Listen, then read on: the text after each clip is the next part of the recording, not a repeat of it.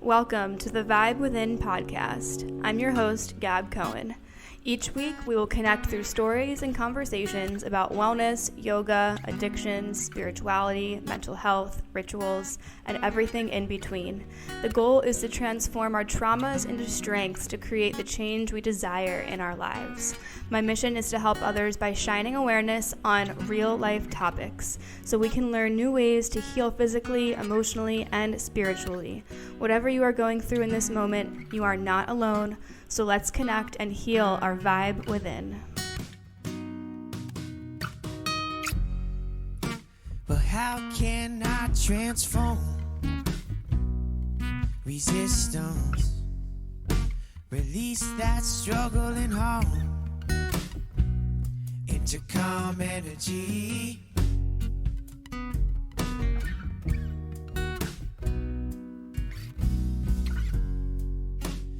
I will make something out of nothing. Hey everyone, welcome back to the Vibe Within podcast. I'm your host, Gab Cohen, and I'm going to make this intro as short as possible. I am currently in LA as I'm recording this intro. By the time you listen to it, probably not in LA anymore, but I needed to take a little breather away from Miami, and I just wanted to express how important it is to move energy around when you're feeling stuck. It doesn't mean you have to hop on a plane, but it means moving energy around in your apartment, reorganizing, decluttering, cleaning. I recently learned from a tarot reader that I am obsessed with on YouTube. Her name is Wendy Bones. I learned from her recently that the reason why witches are correlated with brooms is because they would clean and move energy around through the process of cleaning. And through the process of cleansing and cleaning, the energy is, transformed or transmuted into something that feels better. So that's my little tip. Sometimes just cleaning out your closet or reorganizing your altar or getting rid of things can be a physical release as well. So this episode today, I am interviewing Mindy Gorman Pultzer. She is an eating disorder expert. She works in the field. She's been working in the field for many, many years. She's also got her own practice where she works with clients one-on-one who are struggling with eating disorders.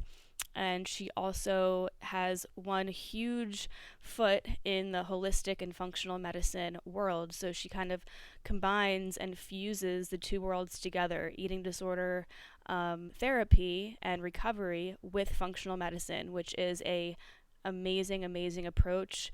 And she is really integrating mind, body, soul, spirit all together into the process of eating disorder recovery. So even if you don't have an eating disorder, this episode can truly help you because Mindy is just so powerful with the way that she speaks, the way that she articulates things. We all have a little bit of weird things going on with food. I mean, I truly think everybody does. Maybe except for my dad, because he seems like he's like the most normal person with food. So I know there are people out there, but it just seems like now there's just a lot of awareness around what to eat, what not to eat, what these different industries are telling us that we can't eat. The eating disorder realm and the eating disorder kind of world is very weird. It's a weird place. And also, with functional medicine comes all these, restriction diets or elimination diets and all these things that can really affect someone who is trying to recover from disordered eating or a full-blown eating disorder. It can become very messy, and that's what we talk about in this episode. We talk about really how to find a way to recover in your way, in your own way, connecting to your body. And she talks a lot about what is most important to focus on when you're recovering from an eating disorder from a functional medicine approach, which is gut health, but she really gets deep into it, and I ask her a lot of detailed questions based on my own experience and my own kind of battle with everything. And, you know, stomach issues, GI issues can cause eating disorders, and then eating disorders can cause GI issues. So it's really like a vicious cycle, you know?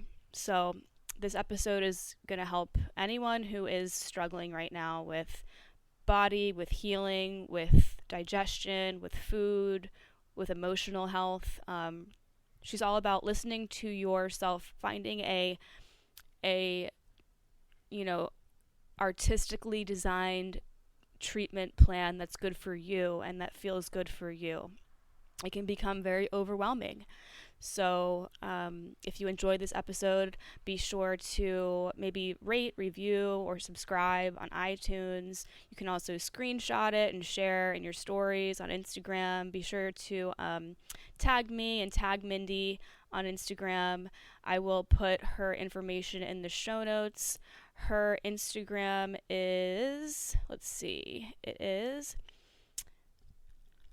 not Mindy, is it?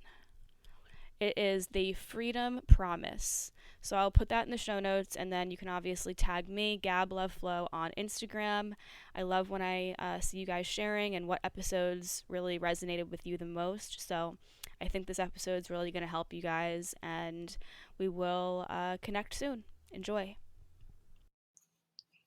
Awesome. Well, when I listened to all these podcast episodes that you were on, Mindy, I became like a hyper fan of yours, and I just was like, okay, what other podcast was she on? I need to listen to everything about her process, because when you speak about your process with recovering from eating disorders, it really intersects with a lot of the stuff that I'm going through with autoimmune, with food sensitivities. And I go to a lot of meetings, a lot of like support group meetings, like eating disorder groups. And it seems to be like a common thread right now where I'm hearing so many people talking about health issues while recovering from an eating disorder. So it's like these two worlds overlap, and traditional eating disorder recovery doesn't really mesh that well with healing from autoimmune or Hashimoto's or a host of health issues. So I love what you speak about, and I'm really, really excited that you're here today. I am equally as excited to be here, and so much of what you just talked about has been resonating with me for years, which is why I do the work I do and why I felt it was so important to not only develop an alternative approach, but to offer it and hope that the message that there is an alternative approach gets out there. And that's why I'm so grateful to you for inviting me today. So I have a ton of questions and topics that I'd love to get into, but I guess let's just start there. Is that eating disorders and autoimmune conditions like Hashimoto's, hypothyroidism, they seem to be very linked. And, you know, when my eating disorder developed in high school, I didn't have any of these issues yet. I didn't have hypothyroidism. I didn't have Hashimoto's. And over the years, it seems to me that my eating disorder, in my opinion, triggered these issues. So the years of restriction, purging, overexercising, whatever it is, whatever kind of eating disorder the person has, can literally be the trigger of these conditions. So have you seen that a lot in your practice? I see it every day, and I live it every day with my own recovery. But what's important to understand is we need to go back to the beginning. As a mentor of mine says, let's back it up. Let's start with the premise that the eating disorder is not the problem. The eating disorder started out as a solution to a problem. It started out as a way to self-soothe, as a way to navigate the world that we felt we needed to find survival in for whatever reason. And everybody's trauma is different. Everybody's level of trauma is different. And trauma is a big umbrella word. There's big trauma and there's little trauma, big T, little t. And of course, we can talk about that. So that's the first thing that's really important to understand. We always need to start with the context within which the eating disorder developed. So that's one piece of it. Let's put the eating disorder in its container. The autoimmune issues, the dis-ease, really occur also as a reaction to the stress that is in the body, the trauma that the body is holding on to. When we are experiencing extreme levels of stress, whether it is a result of the eating disorder or a contributing factor to the eating disorder, there are changes that go on within the body, within the brain, within the gut. And most of the immune system is in the gut. So therefore, what is an autoimmune issue? It's really the body's immune system attacking itself. Right. So do you see why there's a connection? It's not that the eating disorder is causing the autoimmune issue or the dis-ease state. And by that, I mean the lack of health state, the lack of well-being, whatever is going on in the body. It's that it's happening as a result of the stress that is either triggering the eating disorder or was triggered by the stress that the eating disorder put the body through. Right. So it's like, what came first, chicken or the egg? Yeah. And the truth is, does it really matter? What matters is how we approach recovery. Yeah. The traditional protocols, and that's what I went through. I started to recover from my eating disorder back in the 90s. It was the early 90s, actually. I was in my 30s when I hit bottom. And I reached out to my family doctor, conventional practitioner, and I knew nothing those years about integrative medicine, functional medicine, holistic health. All I knew was that I needed to get better. And at the time, my eating disorder showed up as chronic restricting anorexia, but I also had purge type anorexia. So I was purging with the use of laxatives, the abuse of laxatives, or whatever little bit that I was eating. So you can imagine how messed up my gut was. Yeah. But that was never addressed. That's another part of the story. So I went to my conventional doctor, who I agreed to see for weekly weigh-ins and vital checks. And then I agreed to see a therapist, who I saw twice, sometimes 3 times weekly. And then, of course, I met with a dietitian. Mm-hmm. So doing recovery for me, was about being told what I needed to weigh, how I needed to think and feel, and what I needed to eat. Nobody was addressing what I was truly hungry for. Nobody was addressing where I was deficient in my life. They were only addressing where I was deficient when it came to my nutrition. Yeah. And it just was not sustainable for me. So I was going through the motions of what I say doing recovery without any concept of what it was to be recovered. Not until much later on that I engaged in additional training in eating psychology and functional medicine nutrition was I able to see that all systems of the body are connected and that every body is unique, and that the All Foods Fit protocol that was being offered by the conventional eating disorder practitioners, recovery practitioners, which are wonderfully generous, fabulous people, they're just not trained differently, Right. was not sustainable because it wasn't addressing the systems of my body. And then as I came to learn, those of my clients. Yeah. Like, you're speaking to my soul right now, because Well, first off, when you say traditional eating disorder therapy or treatment, maybe some of the listeners know what we mean, maybe some of them don't. In my case, I was put in inpatient, against my will when I was in high school, which was the thing to do because it saved my life. But hindsight, I'm 31 now, and looking back at the kind of treatment it was, I think that the treatment experience actually caused trauma and actually triggered a couple other eating disorders to come after treatment. So that happened, and I resonate with your experience with chronic restricting. Anorexia is what I went to treatment for, and in treatment there was, if you had any food restrictions, they would look at you as being non-compliant.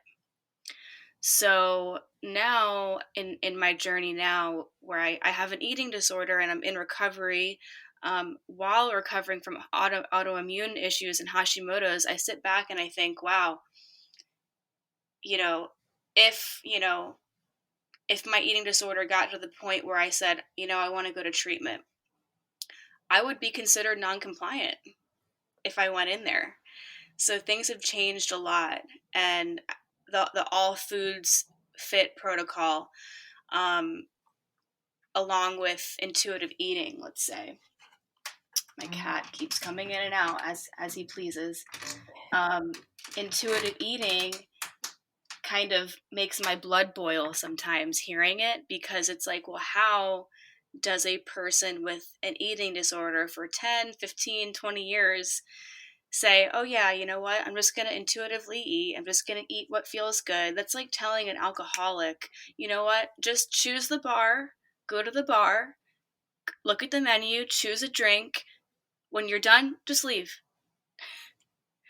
What are your thoughts on this? I'm hesitating only because I have so many and I want to be able to articulate them properly. All right, first of all, it's impossible to be an intuitive eater when you don't have intuition as it relates to hunger, fullness, and satiety. Number one, you cannot be an intuitive eater unless you are willing to bring mindfulness to the table. And when I say the table, it's metaphoric for our lives. If we are in a state where we are fearing what food will do to us, we are not able to release the fear, to leave that mindset of scarcity behind, embrace a mindset of abundance. In that mindset of abundance is where we find intuition. Because in that mindset of abundance, in that space of abundance, are boundaries and honor and liberation.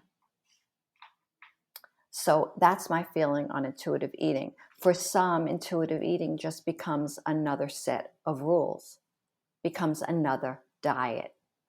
There's that thought. Then let's talk about the All Foods Fit protocol and what happened to you in treatment, because this is a story that breaks my heart. I hear it daily from the women that I'm blessed to work with, who have come out of residential treatment with more disordered behaviors than they went in with. Yeah. Because the treatment process, the way it is now, is extremely disempowering.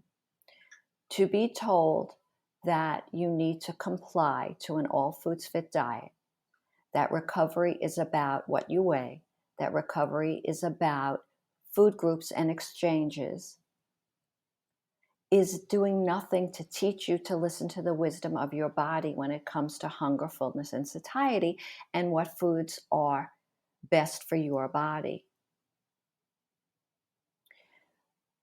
How disempowering is that, to be told that you've got to eat everything on your plate?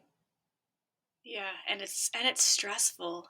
Well, of course it's stressful, because you're trapped in a situation that is holding you hostage as deeply and as tightly as your eating disorder did or is. Yeah. Right? Yeah. Recovery. All right, let's talk about recovery. The Yeah. definition of recovery, if you were to look it up, is to regain what was lost or taken. Mm-hmm. Right? I prefer to think of recovery as liberation, as a letting go. You know, when you're in compliance and you're eating what you're told and you are showing up for your appointments, you're doing recovery.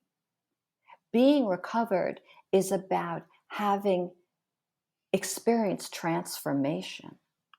And transformation, in my mind, is less about what we do to change and more about what we let go of in an effort to be the change. So what are we letting go of? We're letting go of fear. We're letting go of lack. We're letting go of a disordered relationship with deprivation. We are letting go of a belief system. We're letting go of story that is no longer serving us. That's where the work is. The work isn't eating more or eating less, moving more or moving less.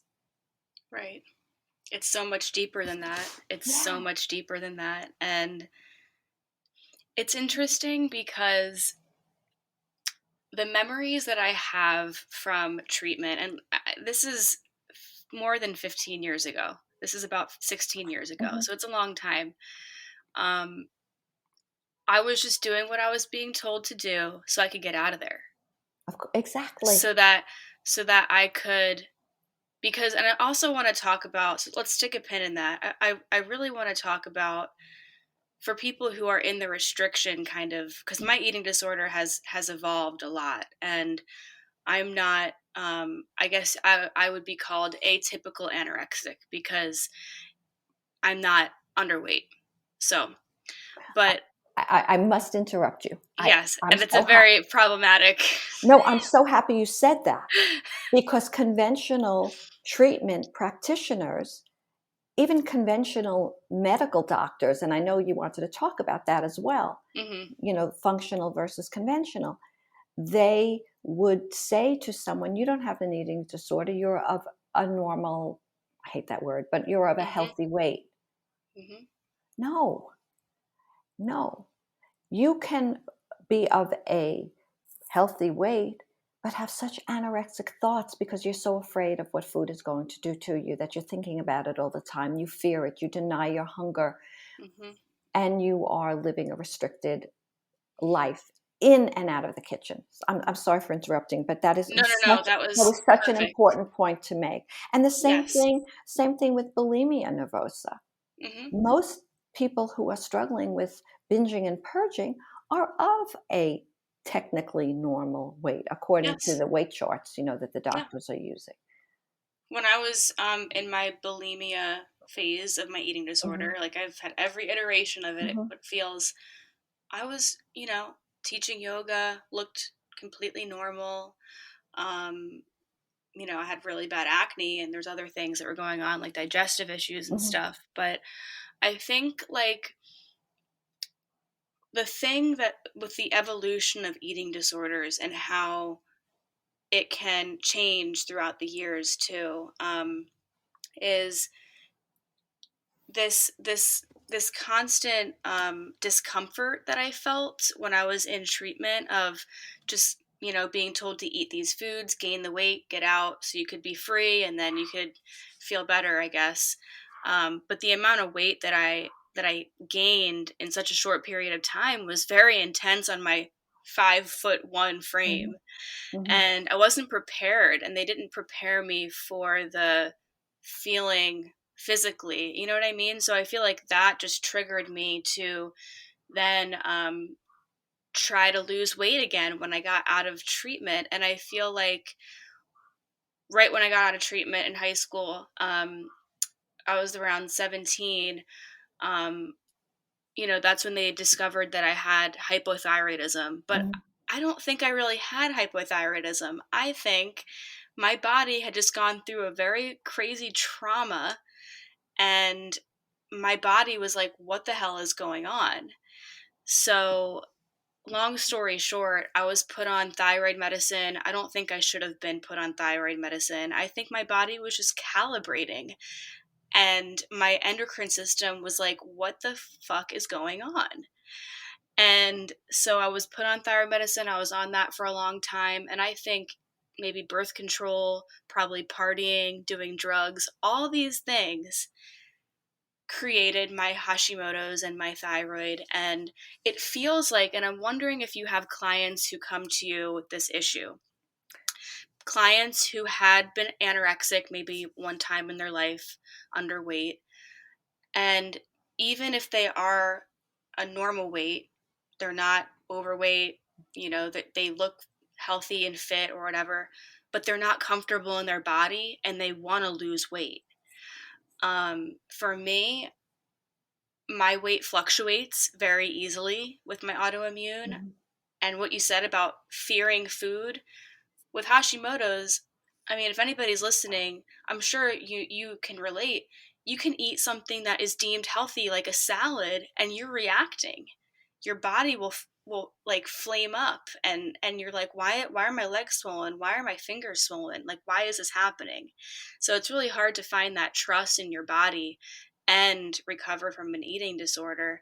And I'm just wondering if you have clients like that who come in who still just don't feel good in their body. Maybe they had gone to treatment for anorexia in the past, and it's like they're still in the eating disorder, and they're still not feeling comfortable in their body.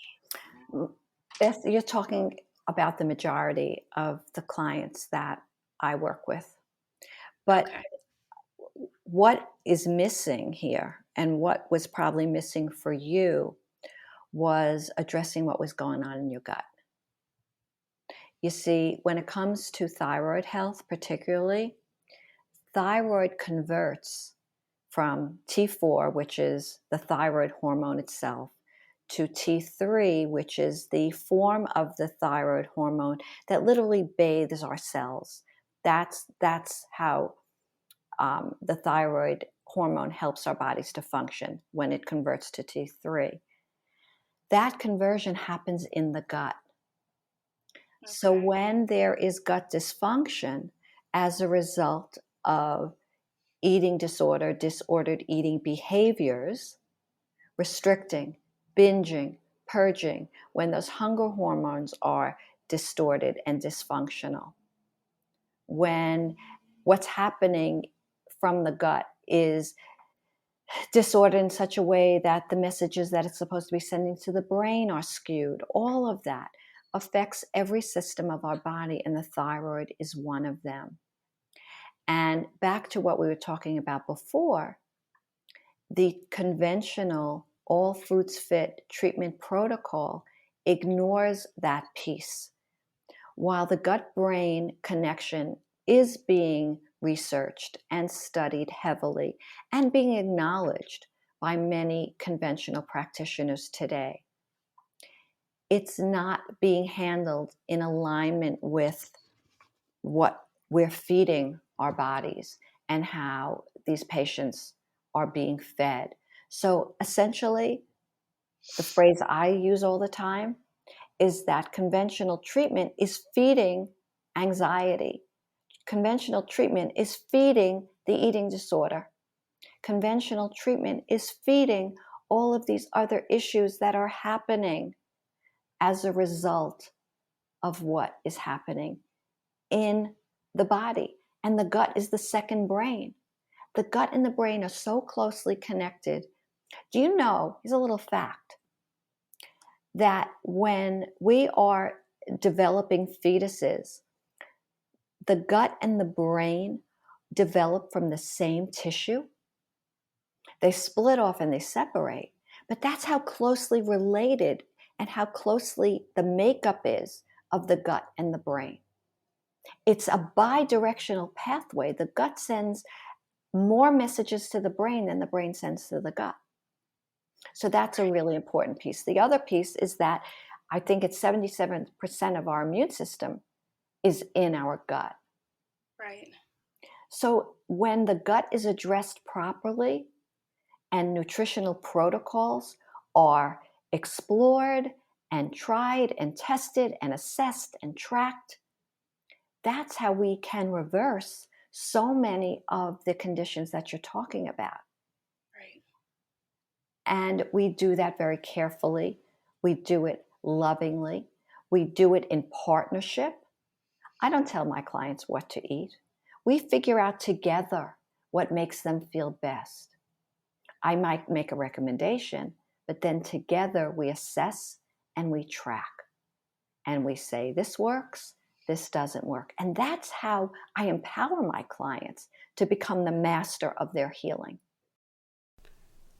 This podcast is sponsored by BetterHelp.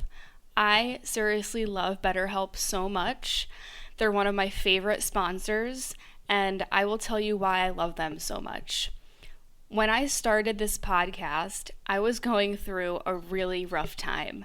I'm talking drug relapse, drug addiction, drug abuse, relationship issues, anxiety, depression. I was going through one of the craziest moves of my life. So therapy really helped me get through a lot of that. And online therapy is, in my opinion, even better than going to a therapist's office because, let's face it, our lives have changed the last year or so, and I just feel like online therapy is the best way to go. BetterHelp will assess your needs and match you with your own licensed professional therapist, and you can start communicating with them in less than 48 hours. They really do match you with a therapist so quickly. It takes, in my case, less than 24 hours. It's not a crisis line. It's not self-help. It's professional counseling done securely online. And there's a broad range of expertise available, which might not really be locally available in all areas.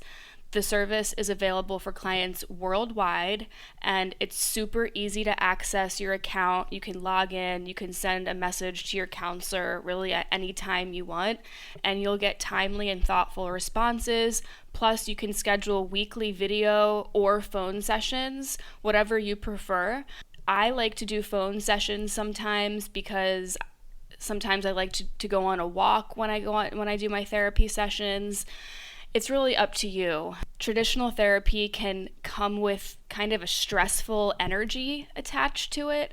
So I really love how BetterHelp is really controlled by the patient. If you want to connect with your therapist and communicate something with them, they have a journal feature, which I absolutely love. This journal feature has the option of sharing your journal entries with your therapist, but if you want to keep them totally private and anonymous towards yourself, you don't have to share them with your therapist. But I really like this feature because for many of us, starting fresh with a new therapist gives us a lot of anxiety and it can trigger us. So if you feel like that, you're not alone. I felt the same exact way. Because let's face it, a new therapist has to ask questions and try to get on the same page as where their client is. And sometimes rehashing our history of trauma and all the details can become kind of exhausting and a little bit annoying. So what I do when I start with a new therapist, like I did on BetterHelp, is I use the journal feature and I wrote kind of a lengthy email explaining to the therapist what I've been through in the last few years, where I'm at right now, what I'm looking for in therapy, and what kind of therapy I've done, what kind of therapy I'm interested in, and what I'd like out of a therapist. So this is super important. If starting with a brand new therapist gives you panic or anxiety or stress, this is the most stress-free approach you could possibly do. I love how they matched me with someone with the experience and qualifications that I asked for. I personally asked for a therapist who had some experience with eating disorders, depression, and relationship trauma. Once BetterHelp matched me with my therapist, she messaged me right away, and then I scheduled my first session with her for that week. The process is easy, effortless, and stress-free. BetterHelp is more affordable than traditional offline counseling, and financial aid is available. So, if you're going through a hard time right now, and let's face it, so many of us are, whether it's emotional turbulence, depression, anxiety, relationship issues, LGBTQ issues, whatever it is, body image, self esteem, BetterHelp wants you to start living a happier life today. Visit betterhelp.com/vibe. That's BetterHelp, HELP, and join over 1 million people who have taken charge of their mental health with the help of an experienced professional. Vibe Within listeners, you get 10% off of your first month of online counseling at betterhelp.com/vibe. That's betterhelp.com/vibe. betterhelp.com/vibe. Go start online therapy, DM me on Instagram, let me know how it's going, and I hope that you get the help, the support, and the healing that you deserve. Yeah. And that's how they're going to heal from their eating disorder. Yes. Because, I mean, I've heard the term ground up approach, and then head down approach. I'm already so heady. I have listened to thousands of podcasts about recovery. I know why my eating disorder is here. I know the trauma that triggered it. I know why it became to be. I know all that in my head. But it's the physicality of the recovery of, okay, well, I also have autoimmune issues now. So it's different than when I was in high school. I can't just sit here and say, okay, yeah, I'm going to eat this. I'm going to eat this. I'm going to tackle the eating disorder head on. Now I feel like the ground up approach, which to me is like focusing on physical health first, and then maybe the mental health, the eating disorder will slowly dissolve when I feel more like safety and like more like the foods I'm eating are communicating with my body better. But traditional doctors, I've had so many issues with my endocrinologist, with so many doctors that I've came in contact with, that they look at me, I look healthy, they look at my labs, they look fine, but my symptoms, I mean, are debilitating. So for me, it's almost like, okay, I'll deal with the eating disorder stuff later. It's like, this is like where the fire alarm is like the symptoms and the autoimmune. So when you have a client who comes in who equally, has issues that are symptoms from the autoimmune, but is also very obsessed with like being hyper aware of these foods, kind of terrified to eat, I've had people tell me, well, maybe you should just focus on juice cleanses and fasting and broths. And I'm like, well, I guess, I mean, that just feeds the eating disorder. That just makes me more scared of food.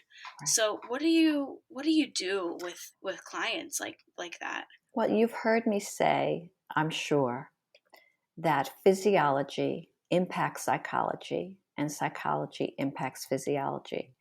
So we address both, right? The first thing I like to do with a client is to regulate their nervous system, calm down, so that I'm going to say she because all of my clients identify as she. So I hope I'm not offending anybody listening. No. She needs to be able to receive the blessings of recovery and liberation and freedom. So that's the first thing we need to work on. And of course, that's going to look different for everybody because everybody is coming in with a different story. And we spend a good time on that, a good amount of time on that story, creating a timeline, looking at antecedents, right? What set you up for the situation?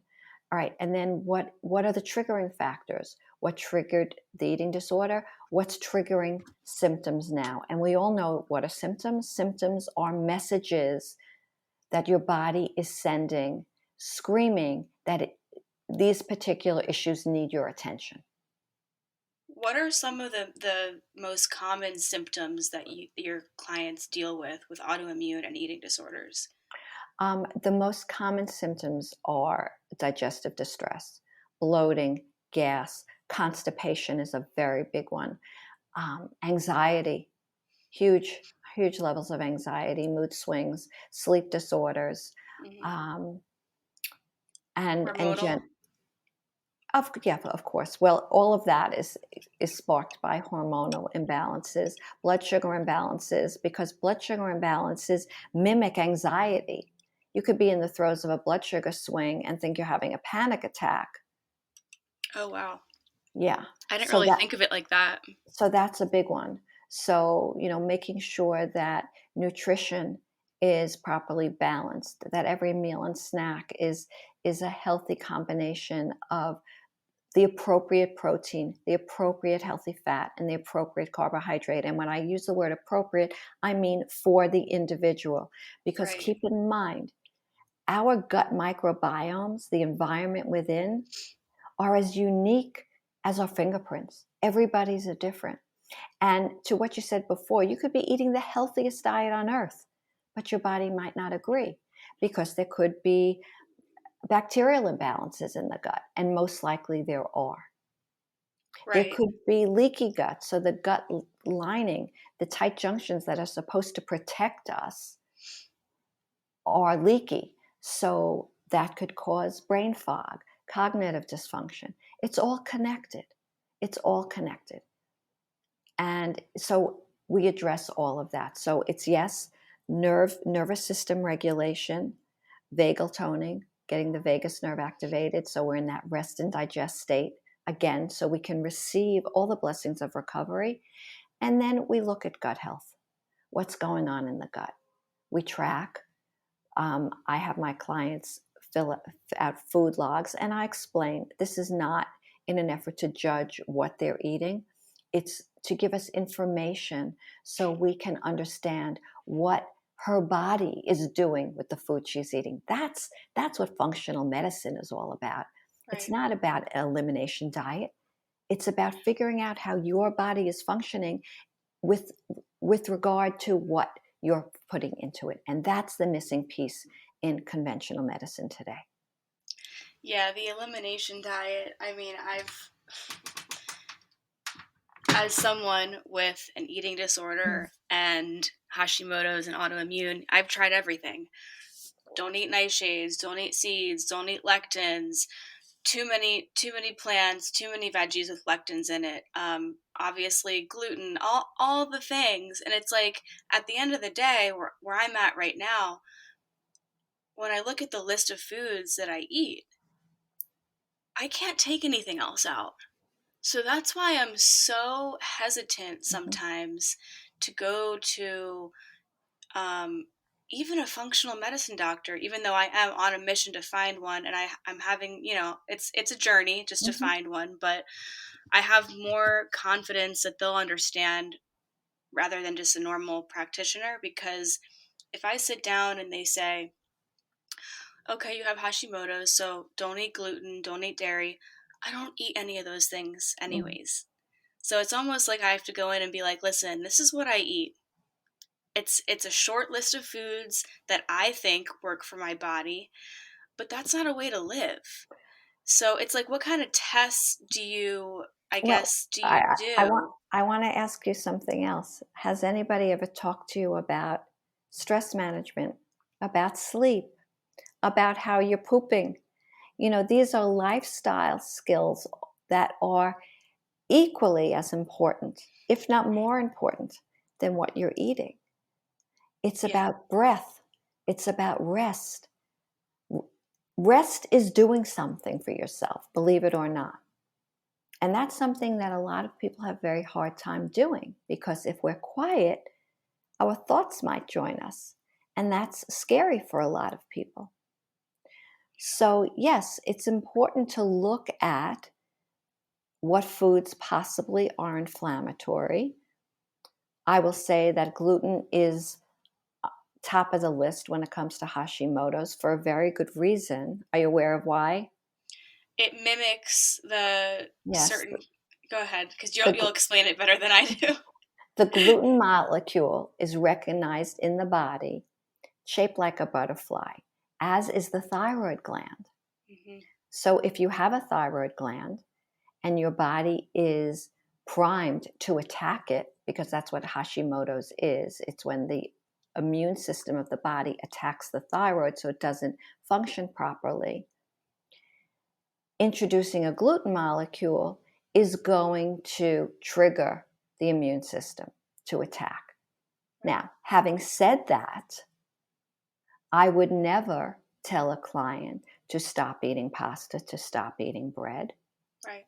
We're going to find really great quality substitutes so that there is no deprivation.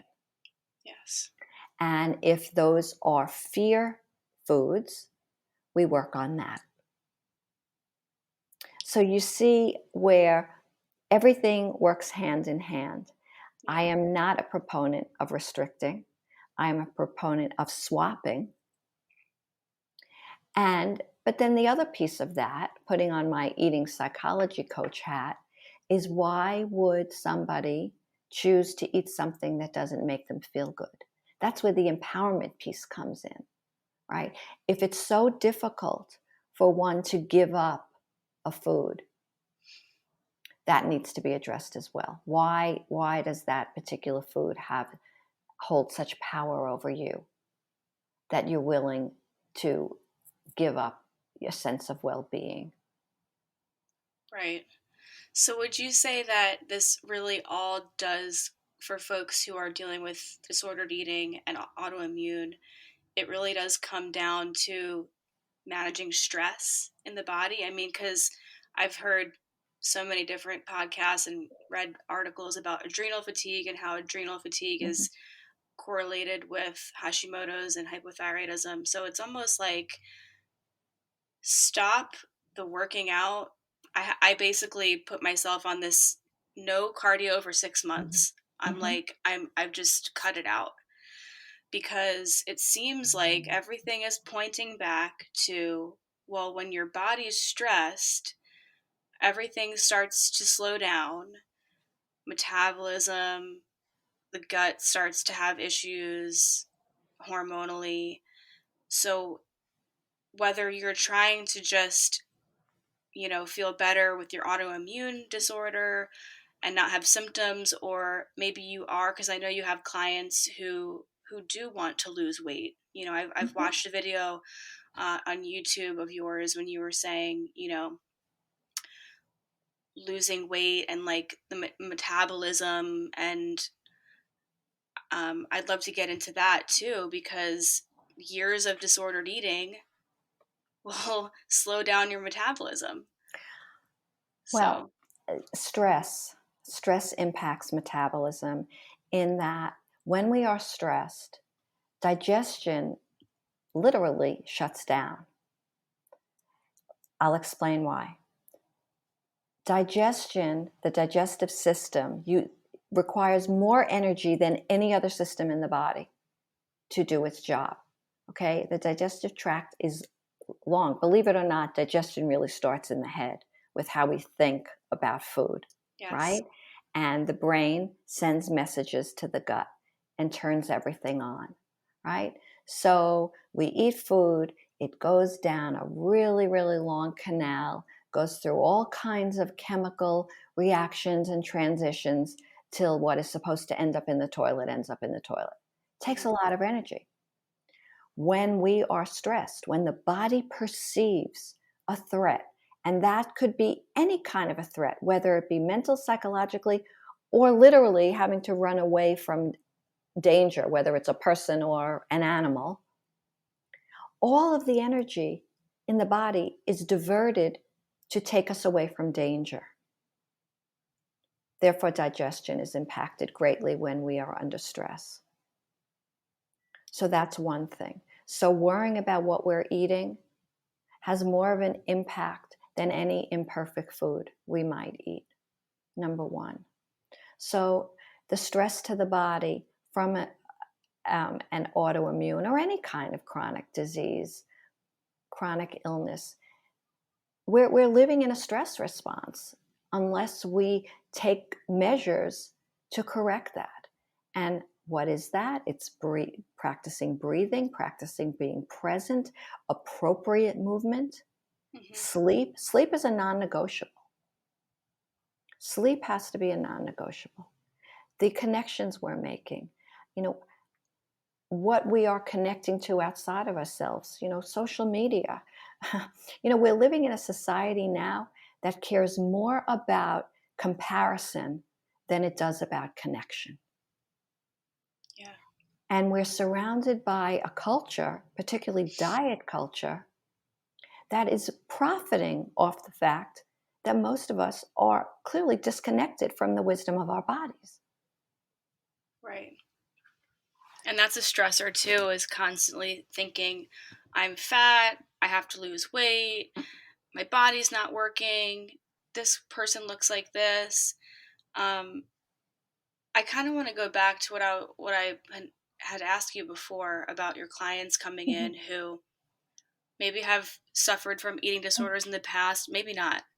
Maybe they have an eating disorder now, and they want to either lose weight or just feel better, and they feel like they are in, I'm putting in quotes, starvation mode, because this term we hear a lot, and it's like, oh, starvation mode is when your metabolism shuts down, your digestion is, everything you're saying makes complete sense. With your digestion, is not working, then your body is not able to comprehend what's going on, which will probably lead to inflammation and weight gain and all these things. So what are your thoughts on somebody who says, look, I'm working out, I'm eating super clean, I'm doing everything right, and I'm not losing weight? Like, those people have eating disorders too, because they might be eating so little that they feel trapped. Yeah. It's Well, sad. that's why we track. And then, of course, a big part of that for anybody, as I said before, it's resetting the nervous system. It's looking at the stress. How stressed are you over this? Why are you so stressed? Stressed over this. Years ago, I set a boundary for myself that I was not going to take on any weight loss client unless she was willing to do the deep dive into why the weight came on in the first place. Now, there are people who are struggling with resistant weight loss because there are metabolic and hormonal issues going on. But again, that takes us back to gut health.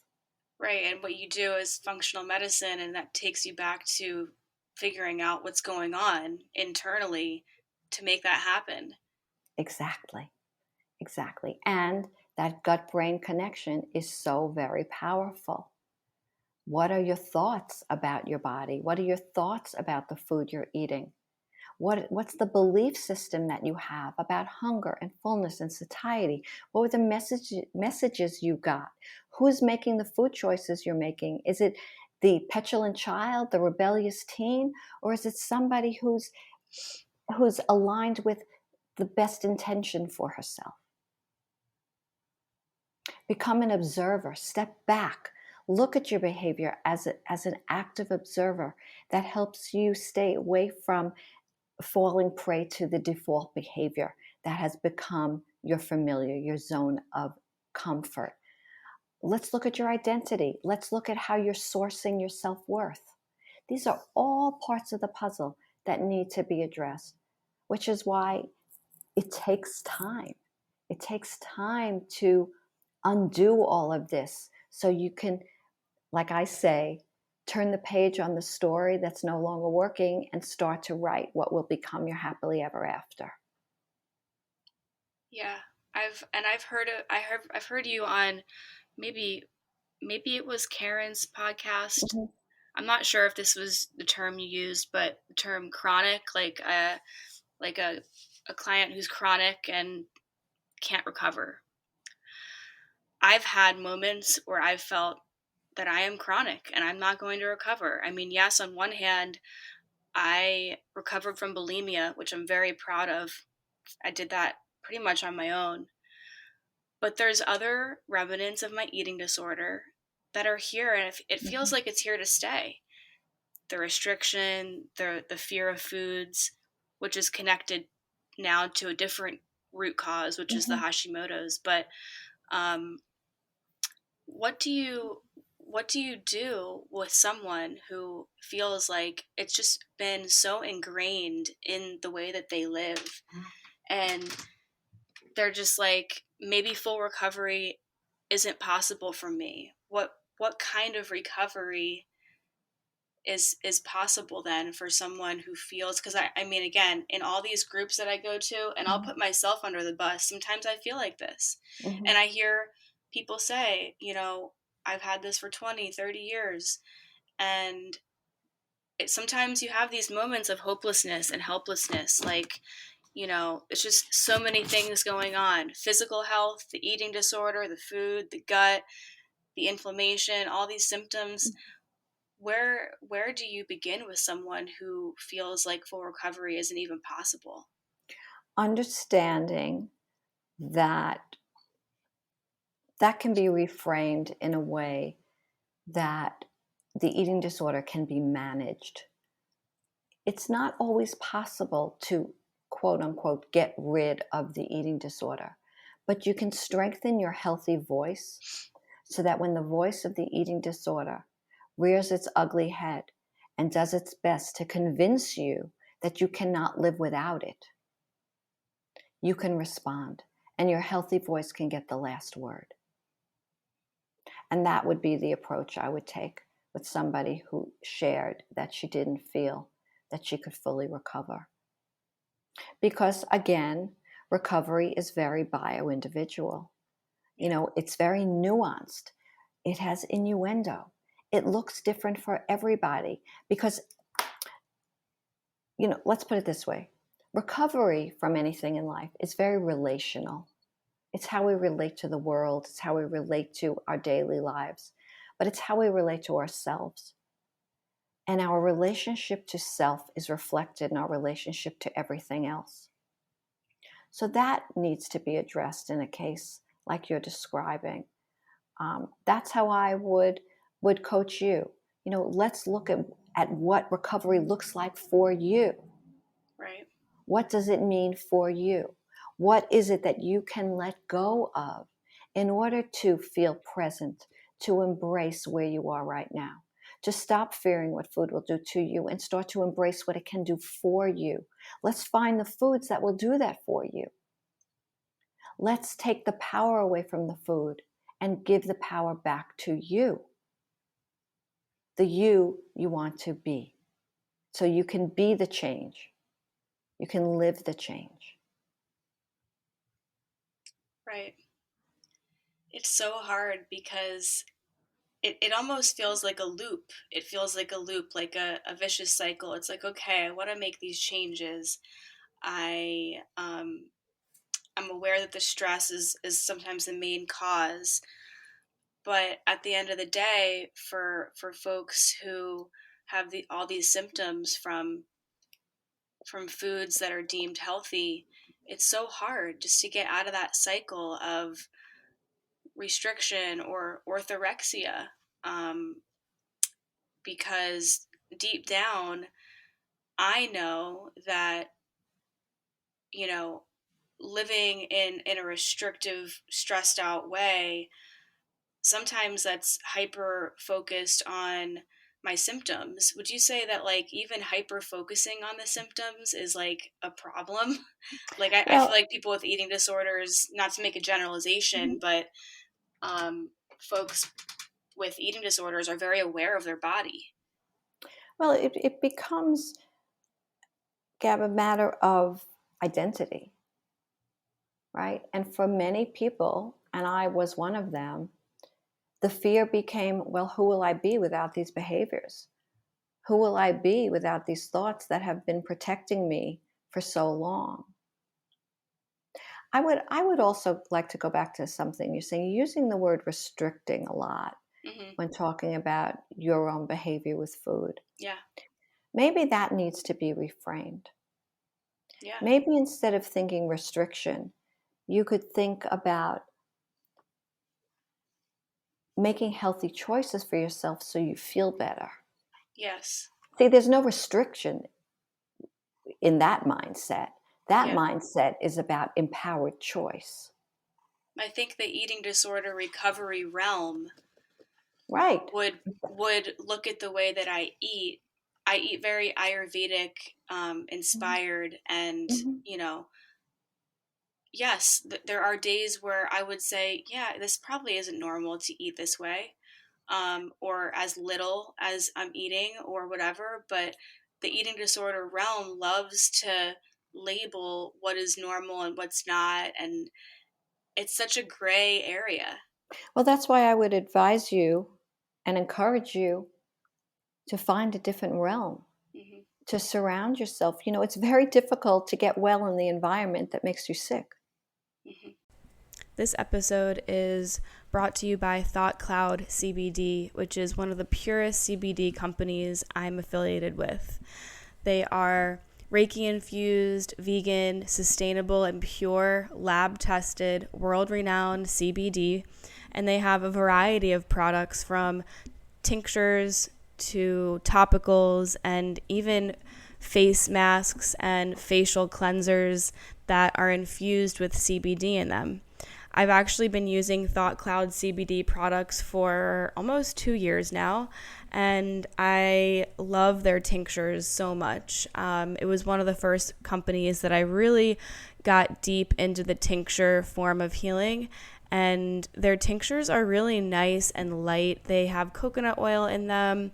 They don't have all these crazy flavors with additives and, different types of chemicals that you don't want to be in your CBD. You just want exactly what you're getting.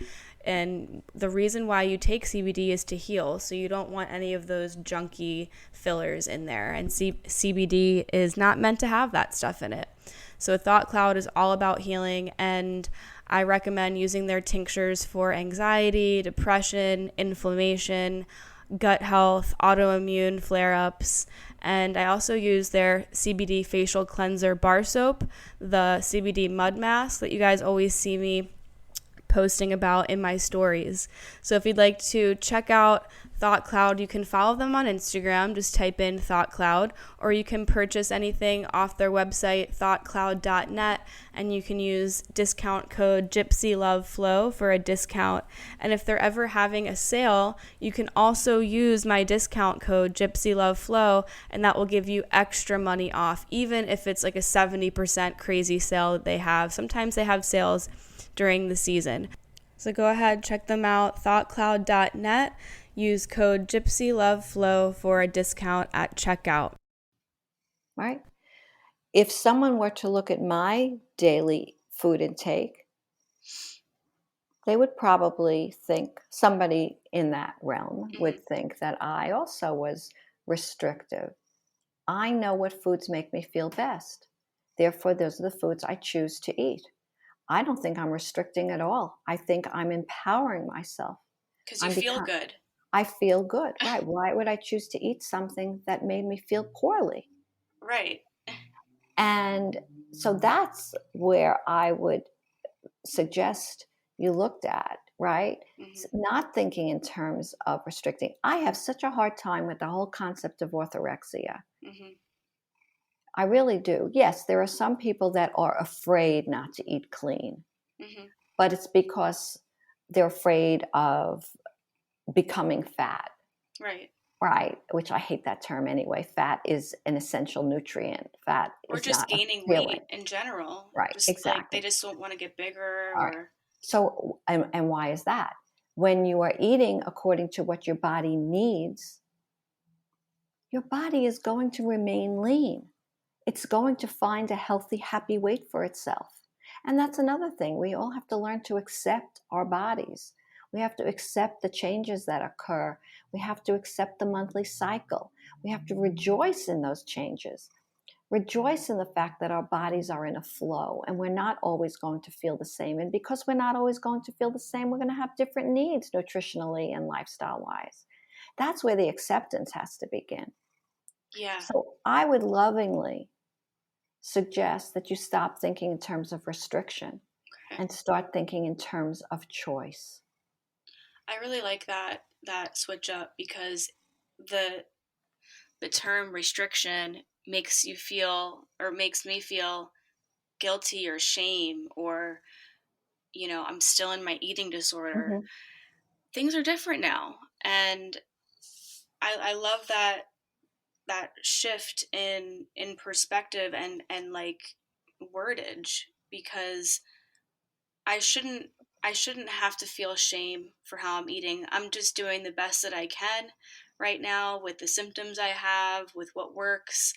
And sometimes when we put ourselves in this box of recovery or having an eating disorder, you could feel like it's very black and white sometimes. Um, and what you said about like accepting your body for where it is, especially after years of having an eating disorder, um, your body, the metabolism does work different, and you might be in a little bit of a bigger body, and that's just like the way that it is. I don't know that it has anything to do with metabolism. No. It just might happen to have something to do with genes Okay. and your cell growth and what your body is needing. That makes sense. You know, letting go of the stress, letting go of the fear will allow your body to function in that flow. It will allow you to feel lighter when you cut those chains off. And when your body feels lighter, when you feel lighter in your soul, Hmm. your body becomes lighter and it stops being about what you weigh. You know, I wrote in my book that eating disorder lifts gradually. It's unlike any other addiction, right? You can state the date of your last drink, your Right. last spending binge, your last foray into a casino. Hmm. But eating disorders lift like a cloud. I know for me, it's about realizing that, gee, I got dressed today and I didn't weigh myself. Or, wow, I ordered a salad and I forgot to ask for dressing on the side and I ate it anyway. Or I forgot to ask for an egg white omelet and I got a whole egg omelet and I ate it. Yeah. That's what recovery looks like. The cloud lifting. Yeah. And it can be very, very gradual, like little tiny glimpses of this, Yes, yes. each day or each week. And I do definitely believe with eating disorder recovery, it's, sometimes you'll feel like it's 10 steps forward, 5 steps back, 10 steps forward, 3 steps back. It's just this constant dance of trying to just understand what's going on. And relapse, the word relapse, I mean, I I understand where that word comes from, especially in like the drug and alcohol addiction realm, Mhm. because I've struggled with that as well. But for me, not doing drugs and alcohol is a piece of cake. No pun intended. Yeah. But it's just the eating disorder it's an addiction, I guess you would say, but you can't abstain from food. It's this is a lifestyle, and I feel like that could be also so stressful. I mean, abstaining from a substance, it's just okay, hands Mhm. clean, cold turkey. It's almost less stressful. But yeah, everything that you're saying makes complete sense to me, and it does have to do with stress. Yeah, but I also want you to be aware of something, why food is so powerful. Our very first experience as humans, our very first experience with being seen and heard and nurtured has to do with food, right? Right out of the birth canal, we are introduced to either bottle or breast, Hmm. and we're held close and we're wrapped and we're warm. We have no autonomy, no ego. We are one and totally dependent on the person responsible for our care and feeding. Then we start to grow, we develop a sense of self, and for some, the safety piece might be gone, right? Whether there's rejection, abandonment, emotionally absent caregivers, whatever the reason is, worse abuse. But we know in our brains that we eat, we feel better. We eat, we're seen. Food is a constant, it's always there for us. So we go back to that when we have a need for it. So that's very important for people to understand about why food is so powerful. It is powerful. But we need not be powerless over it. You can't be powerless over something you can't live without, which is why I personally have trouble with a 12-step approach to food, to eating. Because, whereas some people might say there are physical addictions with food, and yes, some foods are manufactured in such a way that we really can't eat just one. That's a whole different conversation. Mm-hmm. But there's a psychological addiction to food. It's because of how it makes us feel. Right. And that alters our brain chemistry in itself. So that's really important to understand. And when we can understand the context, as I started to say in the very beginning, understand the context within which these behaviors evolved, we can start to understand our reliance on food. And that's how we can take a step back and realize that we can self-soothe, we can be seen, we can be heard, we can be nourished in ways that have nothing to do with food. Yeah. We don't need to rely on the food to self-soothe, because or the control. It really becomes self-destructive. Yeah. And causes that toxic inner dialogue that makes you feel heavy, that makes you feel stressed. Mm-hmm. It's like this, sometimes I feel like the stress level that I feel, since my adrenals are basically shot, and it's like one more thing, I can't handle it. I will go off the edge sometimes.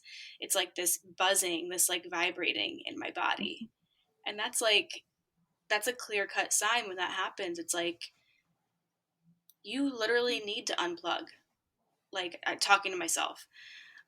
So I try to really just take everything that's going on around me and kind of put like a bubble around me. Like, I'm not going to respond to that. I'm not going to open that. I'm just not, because anything that can set me off into that fight or flight mode, that's exactly what the Hashimoto's and the autoimmune and or your anxiety or depression thrives off of.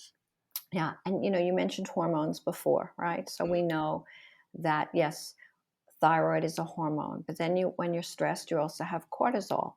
Attached to cortisol is insulin. Yes. All those hormones play a huge part. Then there's estrogen. Now, estrogen also is filtered through the gut, the liver. So again, we're back to gut health. And 90 to 98% of people who struggle with eating disorders present with some sort of GI dysfunction. So if you at least start there, and you start to just nourish in ways that soothe and help the gut like function with ease and more properly, that makes complete sense to me.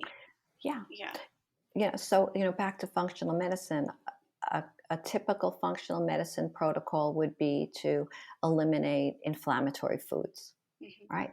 My functional approach to eating disorder recovery is to eliminate the inflammatory thoughts, beliefs, and behaviors. Now, some of those behaviors might include some foods, but that's not where we start. Then we look at deficiencies, nutritional deficiencies, but where are you deficient in your life? What's nourishing you in life, right? Who's showing up at the table? And then, of course, creating a toolbox. What are the supplements that you can rely on that can help you to function with ease? right? What are the stress management tools? How are you sleeping? How are you moving? What are the relationships that need to be cultivated? So it's a multi-leveled approach that starts with context and certainly a heavy emphasis on what's happening in your gut. Yeah. That makes complete sense to me. And you've just kind of like laid out this like validation kind of for me to keep going with trying to find a holistic functional doctor, and that it really does start with the stress and healing. And, you know, one last thing I'll say, I don't want to take up too much of your time, but one last thing I'll say for anybody who's listening, when it comes to like food, sometimes you will think you're eating the healthiest and best for your body, but like I was eating raw vegetables all the time and big salads, and I was realizing that that was not helping my gut lining, that was not helping anything. It was making me feel worse. So now I've started to implement making these like soups and these stews and kind of like these concoctions that I make that are like steamed vegetables and steamed things, and I feel a little bit better. So it's just these little changes can definitely go a long way. Absolutely. I wrote something a little while ago. It was a post about I was eating the healthiest food on earth. My body didn't agree because I was struggling with bacterial imbalances in my gut as a result, probably, of years and years and years of restricting, compulsive overeating at times, and laxative abuse. And there were foods that my body just couldn't handle. And I really had to step back and make the right choices. But I really want you to reframe that whole concept of restriction. Yeah. You're not restricting, you're honoring your body. And perhaps you could do it a little differently. Mm-hmm. Perhaps you could let go a little bit of what shows up as control, but just open yourself up to the possibility of discovery and exploration. And that's how we open ourselves up to receiving. And that's how we walk into a mindset of abundance, by setting boundaries, right? Just because you're saying no to a certain food does not mean you're restricting. It does not mean you're on a diet. Right. Yeah. That, I mean, I love that, and I'm going to work on that. I'm really, I like how you reframe that, and that's pretty much why I wanted you to come on the podcast, because you're in a different mindset that I appreciate so much, that is not so traditional, and you're spiritual, and you have so many different amazing outlooks on everything. And I could talk to you for another hour or two, but maybe you can come back on the podcast again sometime. But you've mentioned your books. If there's anything that you've written that you want to direct people to, or I know you have a YouTube channel, you have an Instagram. Yeah. Yeah, well, my YouTube channel is brand new. So anybody who wants to learn more about what I do and what I've said, please subscribe. I would really appreciate that. I think I'm up to 41 subscribers.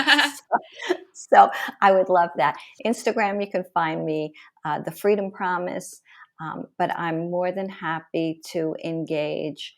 You can find me through my website, which is thefreedompromise.com. And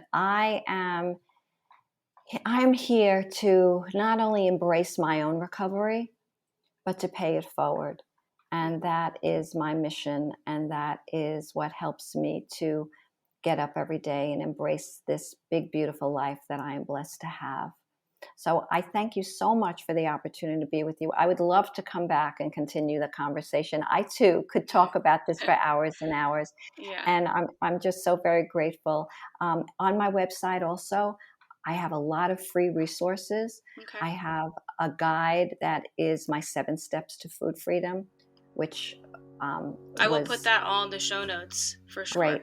Yeah. Any and links? Then I have a master class. I have an online course. soon to be released second online course. Amazing. Yeah, and I'm very happy to talk to you about that offline as well. Yeah, I'd love to. Thank you so much for coming on the podcast. Everyone who's listening, recovery can be messy, but life is messy and beautiful at the same time. So thank you, Mindy, so much for coming on. Thank you. But how can I transform resistance? Release that struggling heart into calm energy.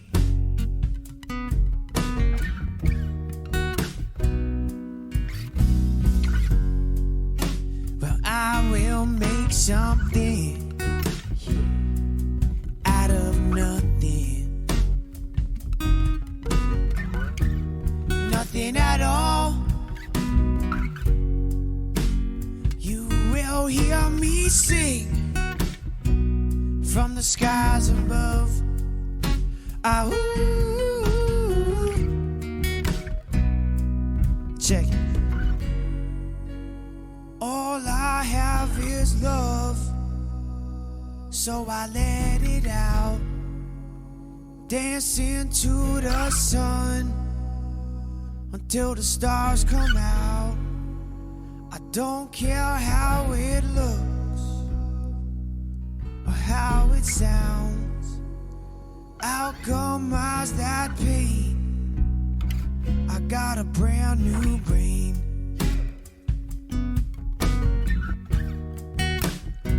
I got a brand new brain.